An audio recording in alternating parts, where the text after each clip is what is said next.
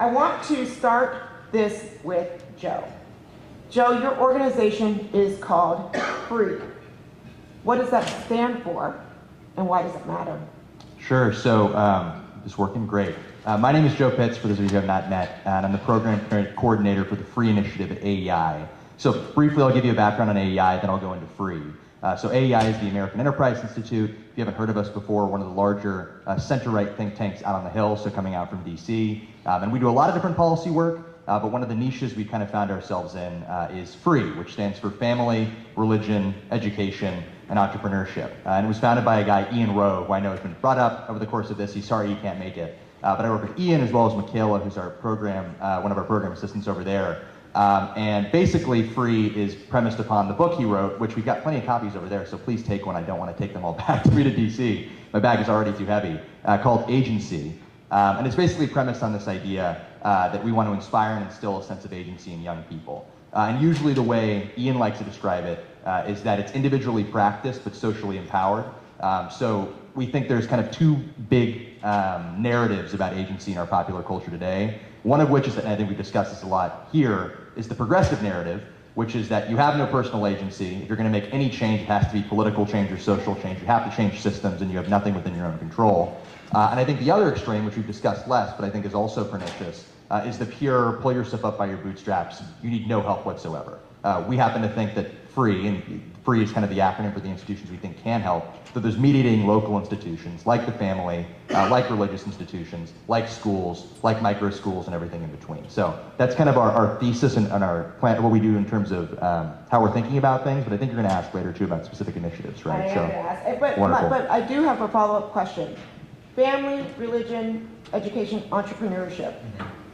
How does that disrupt the current politicized agenda? In terms of in the classroom? Mm-hmm. Yeah, so it's actually funny. I'll touch a little bit on one of the initiatives we're working on to answer this question, actually. And that is, obviously, recently with kind of the school choice revolution, one of the big tenets we focus on a lot has been K-12 education. Ian runs a charter school in the Bronx, Vertex Partnership Academies. And something we've been working on with Johns Hopkins University is developing a 9th grade supplemental 30-lesson curriculum based on this idea of agency, so inspiring and instilling a sense of agency in young people. And so I would say that's kind of the main avenue we've been working through and plan to work through in the next year as we look to roll that out next school year of disrupting things in the classroom. But I will also say, I think we'll get into this later as well. We were talking about this earlier, but I think right now the dominant message in most classrooms is kind of a very perverse understanding of what I think equity actually ought to be, and that's just reversion to the mean. So anybody who tries to strive for excellence, to do well in the classroom, whatever it might be, they're kind of shut down because they had to feel guilty about having succeeded and about having done something good. And we celebrate mediocrity as opposed to excellence. And so I think that's a big push of what we're working on as well. Thank you. Mm-hmm. Scott, Cato, Sphere, tell us a little bit more of what the purpose was in the beginning of Sphere. Yeah, absolutely. So I'm Scott Alford. I am a manager of initiatives at the Cato Institute. I'm sure many of you are familiar with the Cato Institute, but if you're not, we're a public policy think tank. But I specifically work on the Sphere Education Initiatives. And Sphere Education Initiatives was born out of this idea that we need to be able to engage with one another more productively. And one of the biggest places that was started was, Sphere was born out of a collaboration between the Cato Institute and the Brookings Institution. But quickly we figured out that the biggest gap, the biggest challenge around dealing with the problems of polarization and us not speaking to one another is actually happening in K-12. And I'm sure for many of you that work in the space, that is a really familiar problem. But we really focus on providing world-class professional development as well as curricular support to educators. We do that by going into schools. We are engaging with teachers and talking about what are the challenges that we're seeing around polarization, what's the research, and then talking through what a pedagogy of civil discourse and viewpoint diversity can look like. And when we talk about viewpoint diversity, I always like to emphasize this because this is very important. It's viewpoint diversity that's informed by facts, reason, and evidence. It's based in facts, reason, and evidence. So we really want, instead of this model of the sage on the stage in education, we really want students to be able to engage with ideas, share their own perspectives, but do so in a way that is rigorous, that is based in critical thinking, and that empowers students to be able to speak for themselves, but also be able to engage with others in ways that are productive. One of the things Alina said the other day, and I wrote it down, Alina, because I thought it was so key, is we want to create active, engaged civil members versus activists, and making that distinction. And I feel that, Sphere, that's one of your missions, is to have active, engaged civil members of society versus activists themselves. So, would you agree with that?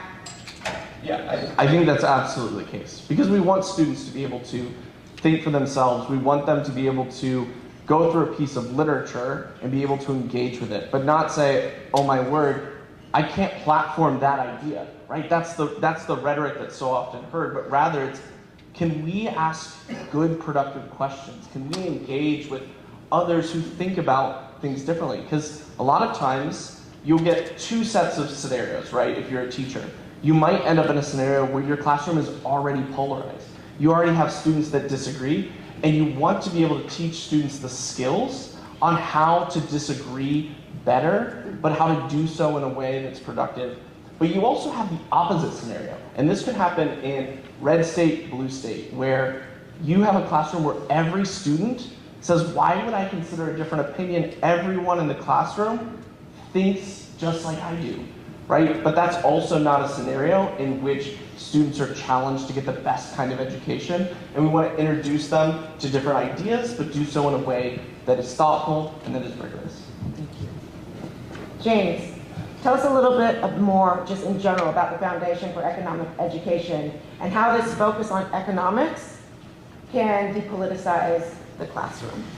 Okay, great. The Foundation for Economic Education was founded in 1946 when there was the ideological battle between communism and capitalism after World War II. So FEE's mission is to include promote principles like individual liberty, free market economics, entrepreneurship, private property, and limited government. So we've always done student programs, publications like Economics in One Lesson that was supposed to be shipped here, but apparently it's getting in on Wednesday now, so I won't have that book available for you. iPencil tells the story of capitalism through the story of a pencil, how all the people around the world who had to cooperate, not because of a government commissar told them to do this, but because the profit motive and how prices coordinate in economy. So I'm really proud to be part of a new initiative at FEE. Just in the last couple of years, we hired some former educators who become a little disillusioned with the public school system, and I agree with all these things that teachers have been said about the public school system. I was in there for 20 years, and I'm also a recovering former public school union member. So we create new lessons every single day during the school year to engage students about how free markets lead to prosperity, and they don't come up with all these government solutions to the problems, which has even seeped its way into the economics disciplines. And we focus on individual empowerment, and it's really taken off. We started with 100 members a few years ago. Now we have 10,000 teachers that have signed up for our website that get lessons every single day. Thank you. I'm going to interrupt this panel to say some things have not actually come, some of our own things as well. One of the things that we're going to do after this, for those of you who have material that didn't make it or material that you want to share, to send it to me, as well as the slides for people with the workshops, and I'll get that out for everyone as well. All right, Joe, so tell me the cornerstone of FREE and your mission and next steps. What are some of the specific things that you're doing? Yeah, sure. I think I kind of covered a little bit of our mission and our main thrust, so I'll go into a few of the projects we've been working on. So first, the big one has been the curriculum we've been developing. So in addition to the curriculum, we also have this thing called the Agency Toolkit, which currently doesn't include the curriculum, but it includes a bunch of other teacher resources, which actually these could be used not only by traditional classroom teachers, but also by people who run boys and girls clubs, after school programs. If they're pastors and they run some sort of religious education thing for their kids, it can also be used in that context. So I encourage you to check that out. And if you do grab one of the books, there's a little flyer in there that'll redirect you to that website. So that's one thing we've been working on. We also do a lot of programming. So we had an event back on October 10, actually, just a couple weeks ago, based on faith and K-12 education and kind of the interplay between the two, especially as it looks like the Supreme Court is soon going to revisit public dollars going toward religious charter schools as a new kind of frontier for school choice. So a lot of programming to open up conversations like this, especially on the education front. And one of them we have coming up, actually, and I think Aaron Valdez left, but she's at University of Austin. We're partnering with the University of Austin this coming February to discuss the teacher pipeline, specifically kind of trying to reshape the teacher pipeline in the age of school choice, not only with traditional teachers colleges, but also with alternate means, especially if there's some credentialing reform where you don't need your master's in education to actually teach in the classroom. In addition to that, Ian has a ton of stuff he does, so a lot of our job is managing his schedule. He has a podcast that we just relaunched called The Invisible Men, and give you a brief background on that. Ian went to Harvard Business School in the early 90s. He and his buddy Nikyu, both black men, both at Harvard Business School during the Rodney King, the Rodney King riots in LA. And he and Nikyu obviously didn't like that happen, but they also really disliked kind of the public messaging around that, which was that if you're a black man, it's dangerous to go out in the streets, it's dangerous to try to do anything and to succeed. And so they created a documentary back in the early 90s, which is actually really fun to go back and look at. It does look like it was made in the early 90s, highlighting a lot of successful black men at Harvard's various graduate schools and what advice they would give to young black kids all throughout the country. We redid that as a podcast recently, which we relaunched. And so that's one thing we work on. In addition to that, Ian has a bunch of stuff we publish in the New York Post, Wall Street Journal, places like that. And another thing too, and I guess this is kind of the first event we're going to be previewing it at, we're soon to launch what we call the Free Network, which will basically be a national network of like practitioners all across the country, everybody from homeschool parents to think tankers, so a lot of the folks that are kind of in this room, who we call agents of agency. So people on the local level working to instill and inspire a sense of agency in young people. Not just educators either, but all across the spectrum. So that's a little bit of what we're working on. And then a little bit on the Chicago statement for K through 12. Yeah, this has been, and we try to keep this quiet right now because we're still working on it. No, you're good. You're good. It's a cool project. I'm excited about it. Yeah. So the University of Chicago, I'm sure some of you saw, recently got about $100,000 for a new free speech and free inquiry initiative they're working on. And it looks like part of that will be the development with Ian in particular, and with the free initiative, of a new Chicago statement of principles specifically for K-12 schools. Still very, very early on in the process. We don't know what it'll look like, but I'll be sure to keep you all apprised as that develops because we're really excited about that. Thanks. So Scott, I know Sphere has actually been operating for a while. You've got a summer program that brings in teachers.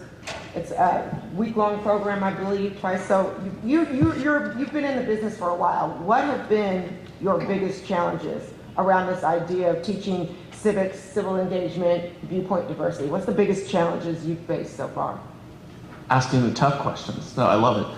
I think the biggest challenge is actually convincing educators that this is something that, not to do this, because I think so many educators are excited about it, but actually making sure that they have the tools in order to make sure that when they have civil discourse, that they're able to do so in a way that they're not going to get in trouble. Because I think that's the fear, right? If you're an educator, you're worried that you're going to end up in front of the school board, or you're worried that if you have civil discourse, you're going to be dealing with parents. But part of what we do with the training is making sure that educators actually have everything that they need. Everything from how do you approach your administration? How do you approach parents? How do you make sure that you facilitate civil discourse in a way that actually is effective for students sharing their different perspectives? So that's part of what we do with our Sphere Summit. We bring educators from all over the country to Washington, D.C. to do a deep dive into what is civil discourse? How do you establish norms around civil discourse? And then what are some example kinds of lessons that you can do differentiated between middle and high school across STEM and civics and history and economics and whatever subject matter that a teacher would be working in, and no matter what kind of classroom, whether it's a highly polarized classroom or it's a very homogeneous classroom, we equip educators in whatever scenarios that they're walking into. But the invitation at the end of that is for any educator that we will come out to their school and train their whole school, their whole department, whether it's their middle school or their high school, to make sure that this isn't just something that happens in one classroom, but we're building whole cultures, whole schools that are bought into this idea of civil discourse, because when you have it as a school culture, it's a lot easier to do, and it's a lot easier to get students to buy into it when they don't see it just in one classroom, but they see it in all of their classrooms because that's the norm and the expectation that they have at school. Thank you.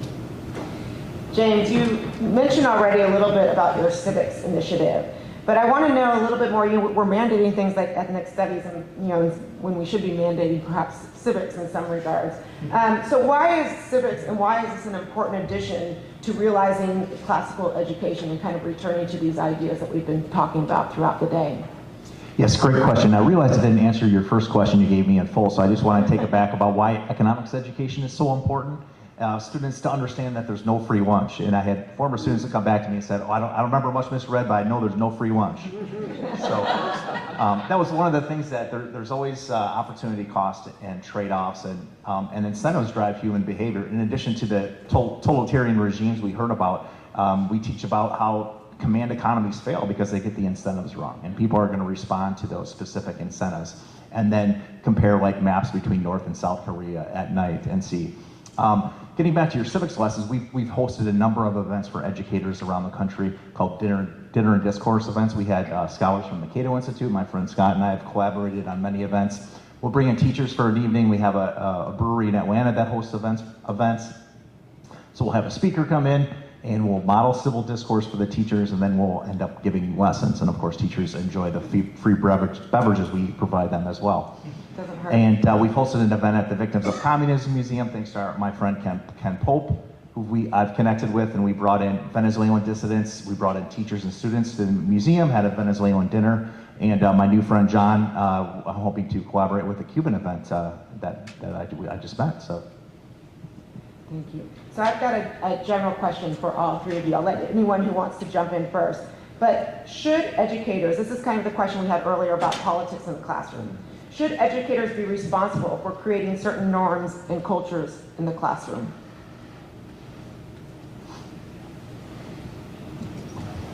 All right, I'll go first. I remember there was an earlier panel, and I forget who said it. Let me know if it was you. We were talking about ideology. We're unable to avoid ideology in the classroom.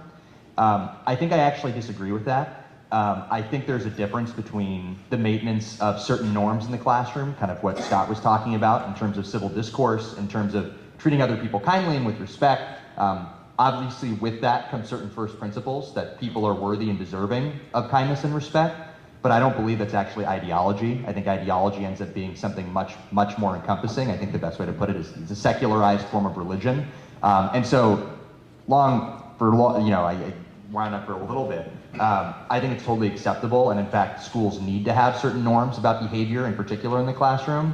I also think, even if a school is not explicit about the sort of moral formation, and I'll use the dirty word moral, I know we were talking about this earlier, even if a school is not explicit about the sort of moral formation it's providing students, just the fact that you have to line up, that you have to raise your hand to go to the bathroom, that you need to be respectful to your peers, there is always some implicit moral formation going on. And so I tend to think most schools should just be explicit, for better or for worse, about the sort of moral formation they're providing, so that parents can then choose which school they would like to send their children to. I guess that's how it started. I can just add on that schools need to enforce basic rules and for a civil society to work. And with what the trends I saw in Minnesota after 2020 especially, were not enforcing rules and not teaching kids appropriate boundaries and catering to the one kid in the school who's disrupting 30 kids and taking 30 kids out of the classroom and leaving one student in the room. Those are just a few of the stories that I've heard. So I think schools need to get back to foundational discipline, which inherently provides the incentives for a civil society to work, and that's a huge issue. And I think around civil discourse, it's a couple of really key things. I think the first is, as a teacher, you have to foster curiosity in your students. And it's so easy to say, oh, I have a set of the right answers, I have content that I want to get through, but it's so important that students learn to be curious, that they learn to ask questions, that they learn to engage. And I think that's one of the things that's so key. We've talked about some of the problems that can happen so often with trying to create advocates or pushing that for students. The opposite of that is curiosity. Getting students to ask questions, to engage with others who think differently than they do. And really you want that intellectual diversity. And if you can create norms where it's safe to even say the wrong thing, right? And have a student figure that out.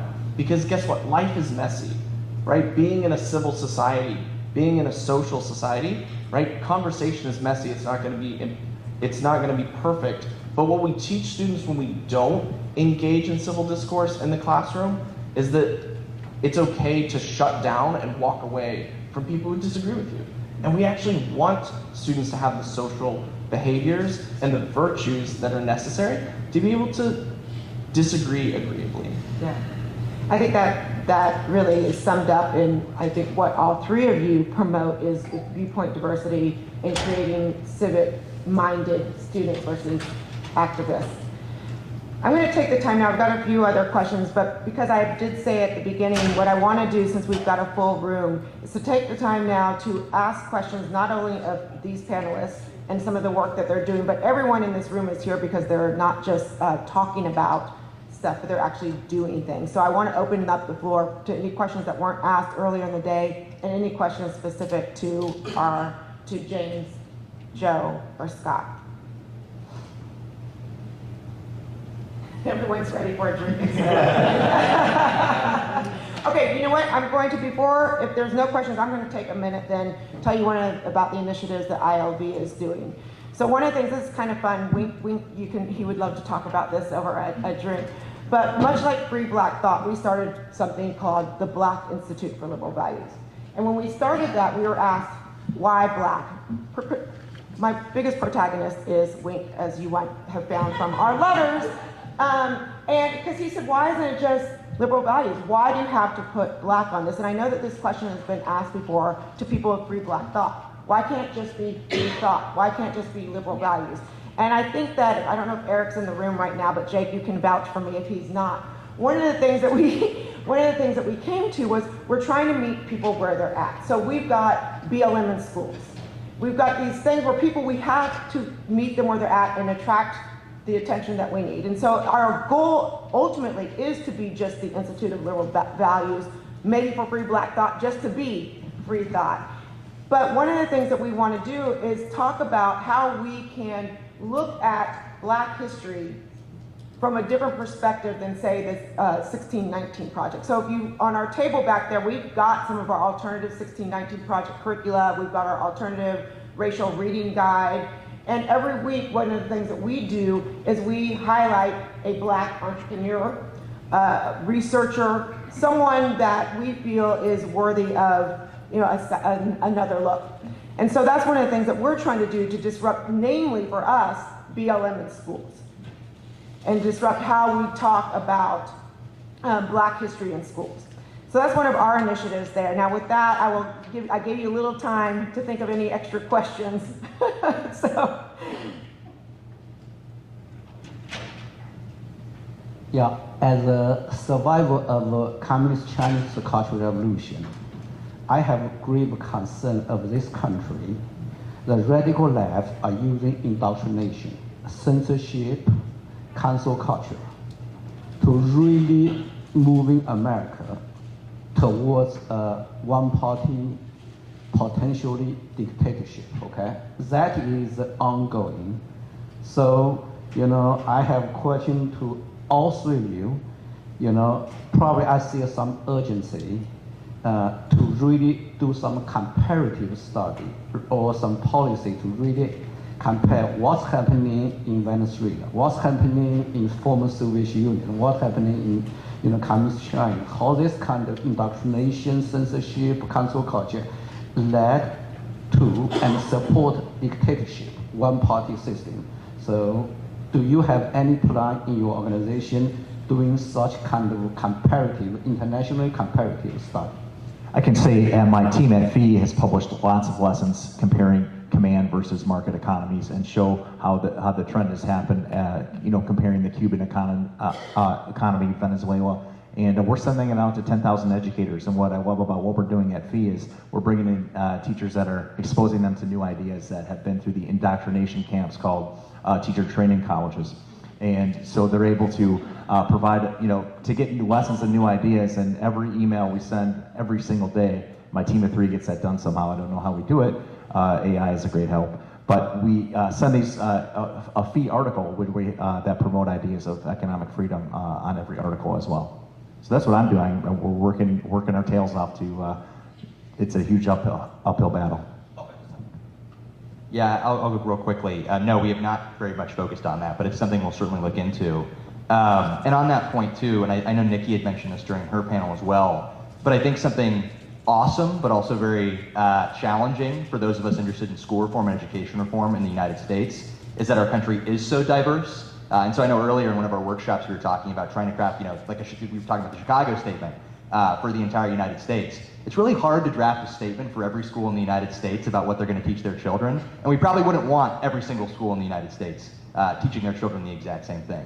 So I'll just say on that point, in terms of totalitarianism and this sort of thing, I think it's a very good thing, and I think we should be very proud of the fact that our education system is so decentralized, even if that comes with certain struggles and stripes. So I agree with you.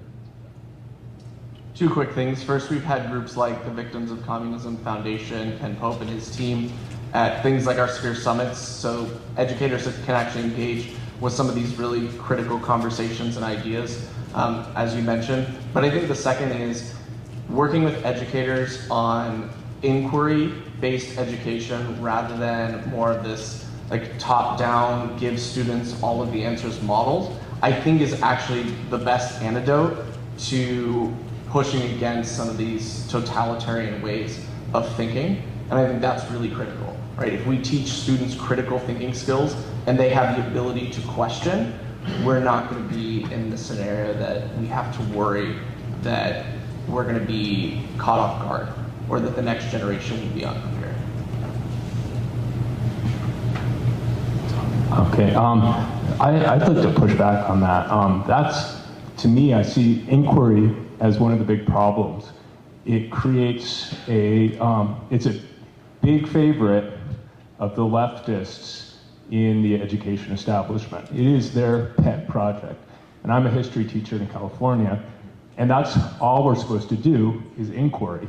And there's a lot of research that shows that it's a terrible way to teach most students, especially students who come from underprivileged backgrounds. They need content in their brains. They need background knowledge. Background knowledge is the key to reading comprehension. It's the key to critical thinking. It's the key to all of the higher level skills that we want them to have. We, as educated people, are blind to the knowledge that is enabling us to think at a high level.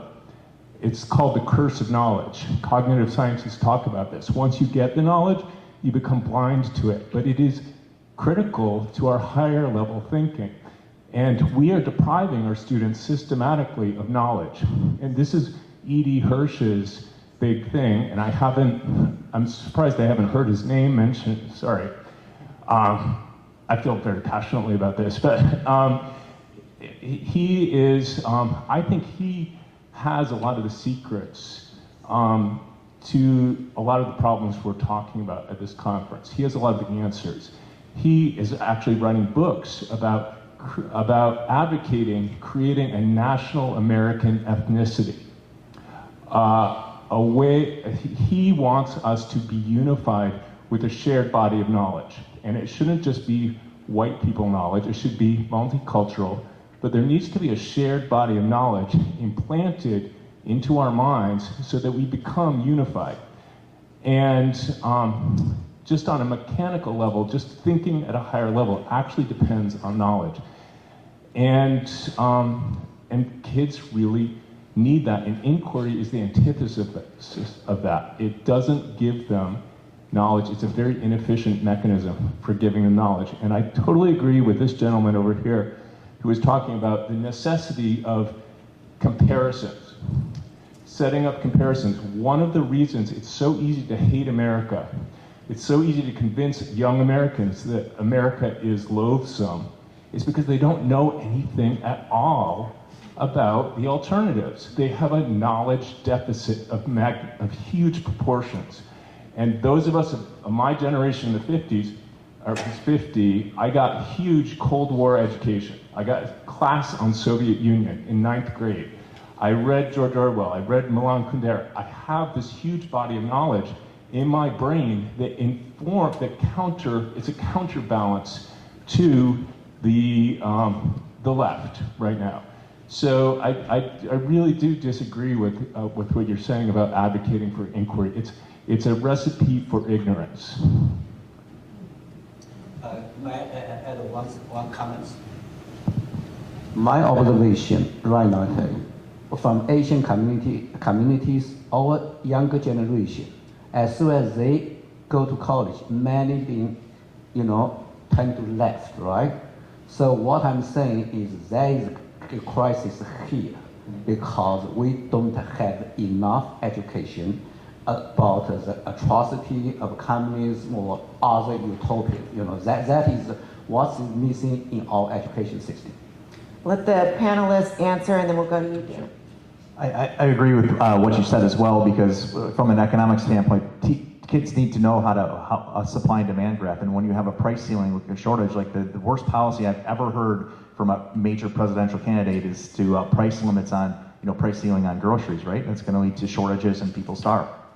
I mean, I literally just can't believe what I'm reading from that. And students need to be told, like, here's the supply and demand before they can analyze and discuss something. So I'm a big fan of direct instruction. So, I mean, we're familiar with core knowledge and what E. Hirsch is trying to do.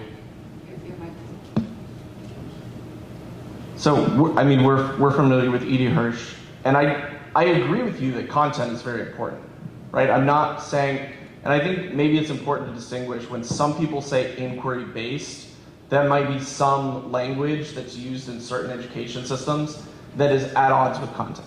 That's not really what we're talking about, right? What we're really talking about is introducing the Socratic method and having students actually engage with meaningful questions to scrutinize what they're told and what they believe. It's not simply hey, here are 4 reasons for why the Civil War happened in the United States, right? It's actually having that conversation and engaging more meaningfully around, hey, what are these perspectives? Having students actually have meaningful conversations around different issues.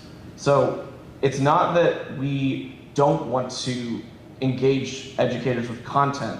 It's how can we get educators who are already teaching a certain set of content to actually have them engage in more meaningful questions. And we do that through also providing content where we have a middle school toolkit and we have educators' resources on how to do this on a variety of different topics. Or we just did an election toolkit on everything from talking about immigration to trade to whatever issues we're talking about, and having policy applications where students can actually talk about the issues in meaningful ways. And it's not devoid of content. In fact, it's having them read multiple perspectives and based on that understanding of those perspectives, actually having a discussion.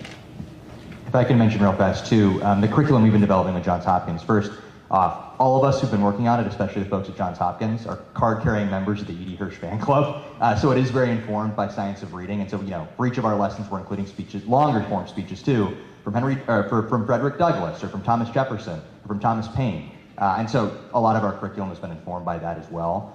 I will also say, I think this touches on something deeper just about the state of modern education and something we've been talking about today, which is that I think education is increasingly less and less formative and less and less constructive and more about deconstruction. And so I think when you talk about just kind of inquiry in the sense that you're using it, and maybe is not the case for Spear, I think that can be very, deleterious to the formation of knowledge and prevent the formation of knowledge in the first place.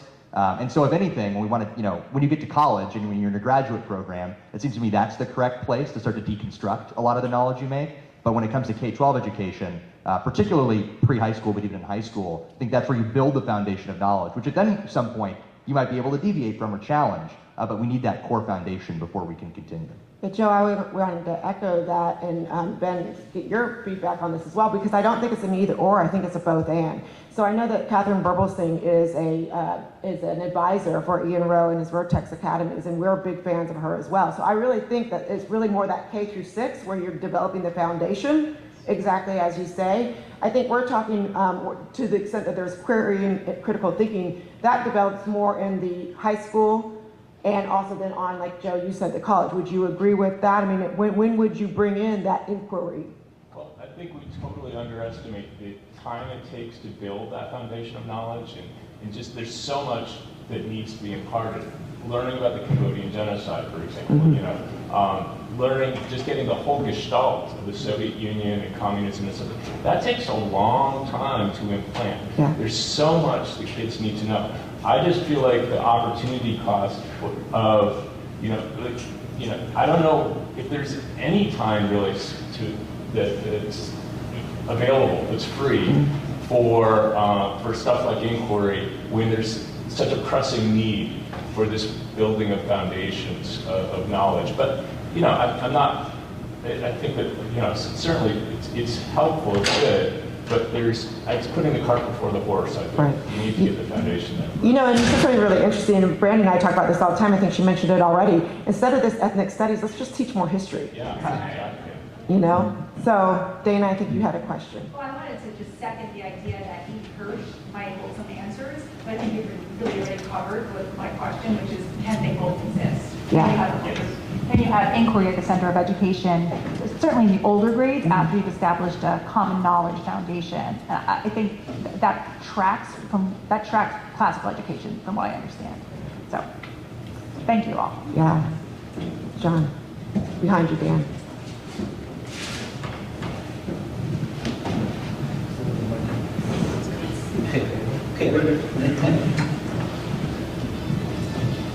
Well, since I had Cato and the American Enterprise Institute in front of me, one of the questions I have to ask, it's one of my big frustrations, has been folks like Bernie Sanders do a sort of bait and switch where they visit the Soviet Union, Sandinistas in Nicaragua, Cuba. They talk about the Cuban healthcare success story. They talk about China lifting many people out of poverty.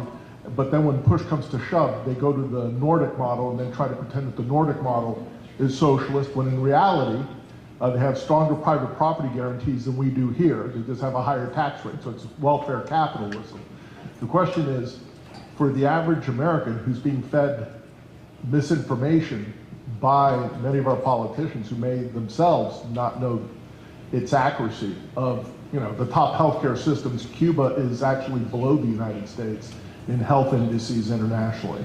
But you have other systems that work well, the Nordics, but also Costa Rica, Colombia, Chile, that have a private-public mixture in a private sector that's very vigorous.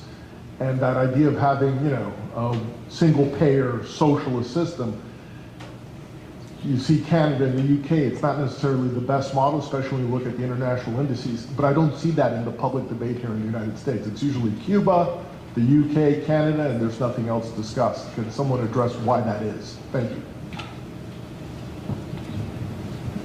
So I would recommend and point you to the work of Michael Cannon at the Cato Institute. So Cannon has done some great work on discussing how the US actually has a really bizarre mishmash of all of it, right? Of the German system, the Nordic system, of the Canadian system.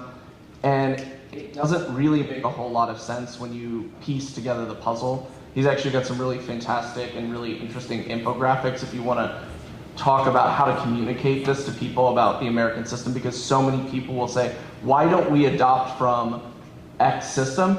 And the typical answer is actually, there's probably a major part of the US health system that already is, and it's failing.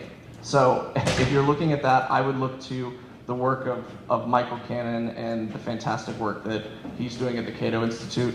And I'm happy to put you in touch if you're interested in engaging with him further. Yeah, similarly, we have some healthcare scholars at AEI. One that comes to mind is James DePretta, who does a lot of work on actually comparing healthcare systems across the world. And he ends up coming out and saying, I think he thinks America is one of the better systems despite its flaws. But yeah, he looks at the Nordic model versus the Cuban model and all these different things. So I'm by no means an expert in healthcare, so I want to opine on that, but he's someone you should check out. And again, I'd be willing to connect you as well. Wait, what? First of all, I'd like to thank everybody over here, and especially Jen, where's Brandy? Brandy and David, all the other people here who've done so much for us, and getting us together in this room to do all that kind of thinking and exchange of ideas. Now, one of the things that we've talked about is free markets. What is the role for free markets in education for getting the changes that we want done? I think that's a key issue here that we haven't really gone in depth, and maybe we need a lot more of that, because that's how you get the comparisons, either globally or nationally, and we get people to vote with their feet. I'd love to have the panelists address that, but if there's also anyone else in the room that wants to. Okay.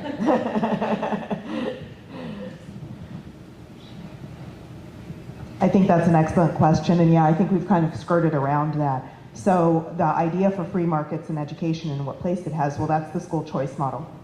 I think that we know that politically that's a huge uphill battle, because there's a lot of money in politics coming from special interests in education, teachers' unions being one of them. Now, there are certain places that have tried a quasi school choice model with a voucher. And I think that looking at those and doing, Arizona's one, I believe, like money can follow a kid through a voucher model, correct? So looking at, okay, is there any real research that's coming to show a study on outcomes? And again, we run into a little bit of a political issue, because one of the things we're seeing is that professional journals that publish data will not publish data that goes against their ideology or their political opinion. So there are all of these obstacles to overcome. Now, does that mean that some of us in this room create our own educational journal? I mean, that's what's happening. We're having to reinvent the wheel so that we can actually publish data that can then be used to change policy. If I can comment on that too. Yeah, I hail from the great state of Arizona. And we have, it was the first universal ESA program in the country. So ESAs being slightly different than vouchers. And I think the real reason we did ESAs as opposed to vouchers is because vouchers are banned in our state constitution. So ESAs were what we could do. That said, I think ESAs, and I need to look a little bit more into this, ESAs are a particularly unique model as compared to vouchers and have pros and cons compared to them.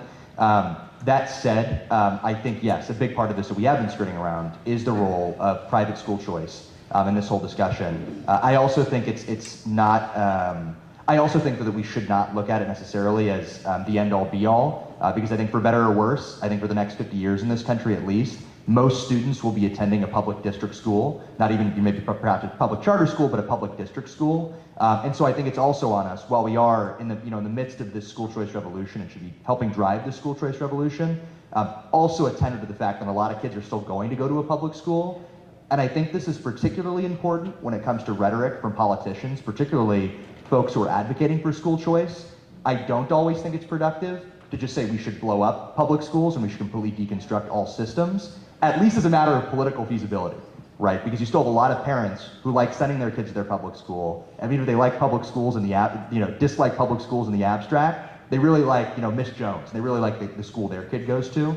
So I think we have to be careful in our rhetoric. That said, I also think, and in terms of what we're doing with free, our whole model works on the fact that we think school choice will really take off, and it already has in the wake of the pandemic. Yep. And I'll just add, my colleague at the Foundation for Economic Education, Carrie McDonald, has an education entrepreneurship lab. If you go to our website, fee.org, you can find that. And just one more comment is that free markets and competition lower prices and improve quality everywhere it's been tried throughout history. So I don't see why education will be any different. Amen to that. Hallelujah.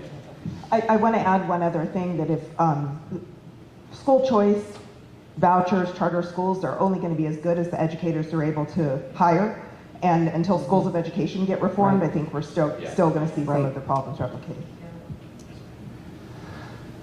Thanks, Joe. I appreciate the commentary about blowing up schools too. One of the things I've spent time trying to figure out is why compulsory education exists anymore in America when we have so many options.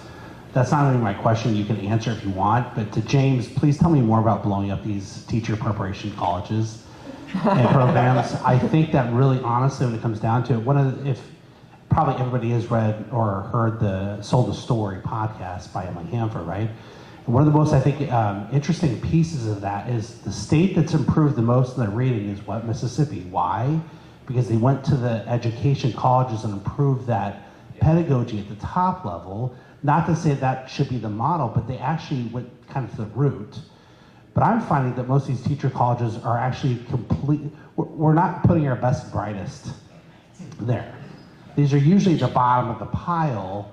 So, I'm actually becoming more interested in the idea of what most private schools do, which is get teachers and professors that actually know their subject area and they teach. They might have a short credentialing process or something, maybe a short 2-week period about how to develop lesson plans, but they don't go to these crazy wacky-dacky schools like in California, where they actually this year legislation was being passed to get rid of all of the criteria for establishing some sort of competence. Yeah, I think you kind of answered what I was going to say when you asked, and then you said a lot of things that I would have said anyway. I didn't say literally blow them up, but that's the metaphor. Clear. Just for the record. But yeah, and to make the teaching profession more attractive, the people that go into education are some of the lowest testing students, and have the lowest ACT scores are the ones going into education today. And my anecdotal evidence of seeing new teachers come in was that they were very indoctrinated. So I don't want to cut into happy hour time. So I know. I don't want to cut into the happy hour time either, but I did want to address Lance.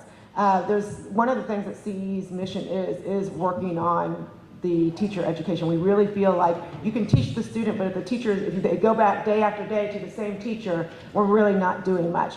Aaron Valdez is gone. I know Joe mentioned this, but this is one of the things that we're also talking with UATX about, is they're trying to I wouldn't say blow up, we'll use the word disrupt.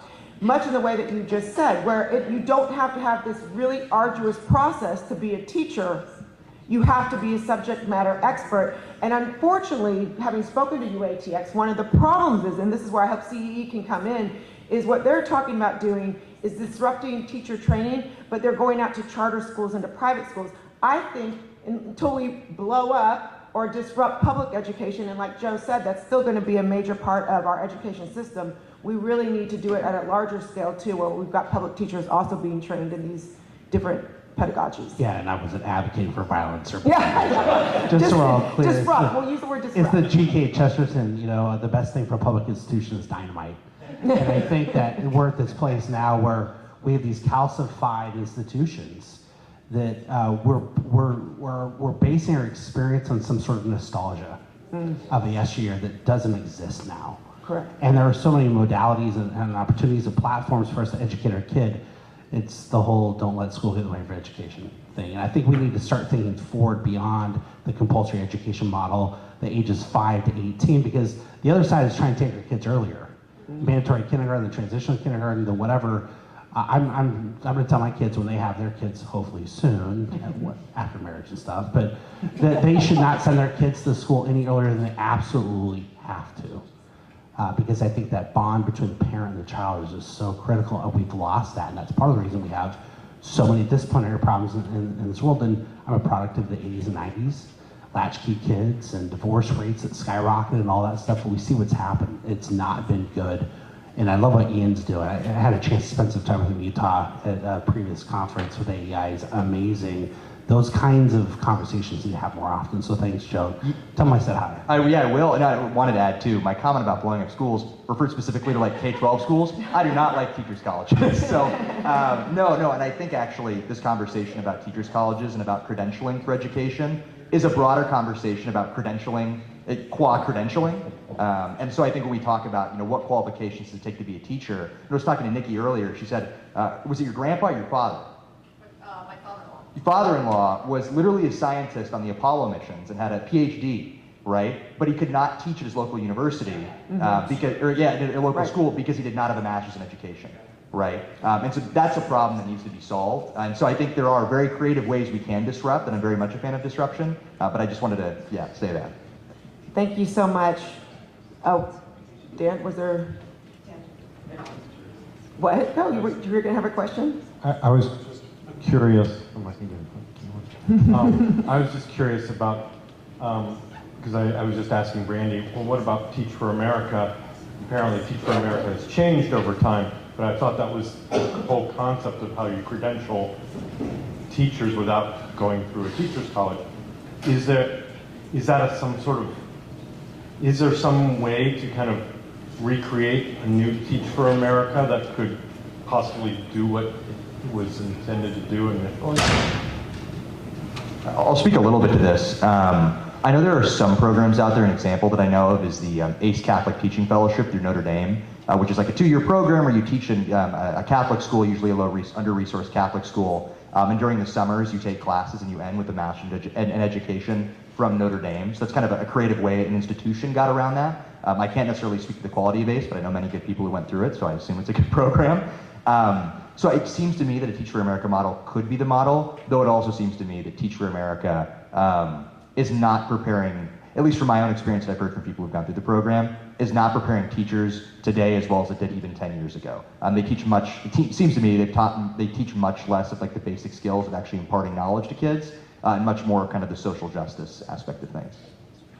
I think the truth about education that we recognize is that we need to let 1,000 flowers bloom, and we need to allow for competition and competing models to work their way to the top, and the bad ones work their way out. Like that's a lot of times the difference between, right, a charter school and just a traditional public school. If a traditional if a charter school is failing, it closes. If a public school is failing, it just gets more money. It gets more resources. And that's part of what needs to change, is that we need to allow for the system to allow for a variety of different systems, whether it's a whole number of different Teach for America or the ACES program or whatever programs, but we need 10 times more, and we need to figure out what works, because not every system is going to work for every student. This goes back to Wei Wa's question of the marketplace, and I think that there isn't much one right now with regards to teacher training. And I'll quickly plug, we have yet to plan it, but around early mid-February, we're planning an event out in DC to discuss this teacher pipeline, especially in terms of as school choice is exploding. And there's all these new schools that are popping up, making sure there's a good teacher pipeline to fill that. And the example I can think of here is Ian's charter school in New York, right? The credentialing process is so intense in New York City. Pretty much, the conservative or classical liberal teachers all the conservative or classical teachers that exist in that area flock to work at schools like that. But even then, you end up with a lot of teachers who end up being more progressive or maybe not as mission aligned. And so there's certainly a need for more of this, more innovation in the teacher space. And so I'll be sure, once this is over, to send out that email to you all when that event is planned, because it'll be an interesting one, talking through what some of these new models could look like for teacher training. So I'll let us carry on this discussion during happy hour. We've gone already past time. Thank you very much.